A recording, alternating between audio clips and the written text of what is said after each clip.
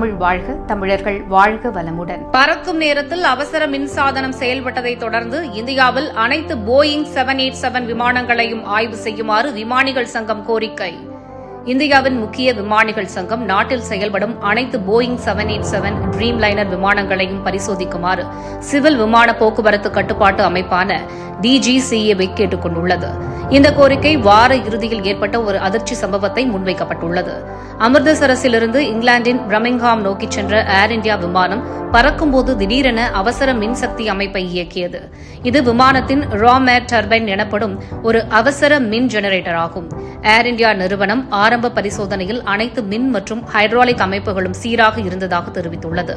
விமானம் பாதுகாப்பாக தரையிறங்கியதாகவும் கூறியுள்ளது. இந்திய விமானிகள் கூட்டமைப்பின் தலைவர் சரண்வீர் சிங் ரந்தாவா இதை மிக அபூர்வமான நிகழ்வு என கூறியுள்ளார். இதன் காரணமாக இந்தியாவில் பறக்கும் அனைத்து போயிங் 787 விமானங்களும் பரிசோதிக்கப்பட வேண்டும் என DGCA-விற்கு அதிகாரப்பூர்வமாக அறிவித்துள்ளது. குறிப்பாக ஜூன் மாதத்தில் நடந்த ஏர் இண்டியா விமானம் லண்டனுக்கு புறப்பட்டு அகமதாபாத்தில் விபத்துக்குள்ளாகி 260 பேர் உயிரிழந்தனர். அந்த சம்பவத்தில் எரிபொருள் கட்டுப்பாட்டு சுவிட்சுகள் தவறுதலாக கட் ஆஃப் நிலையில் மாற்றப்பட்டதால் இயந்திரங்கள் செயலிழந்தது. இப்போது ஏற்பட்ட புதிய சம்பவம் இந்திய விமானத்துறையில் ட்ரீம் லைனர் விமானங்களின் மின்சார அமைப்புகள் மற்றும் பாதுகாப்பு நடைமுறைகள் குறித்து மேலும் தீவிரமாக ஆய்வு செய்ய வேண்டும் என வலியுறுத்தப்படுகிறது.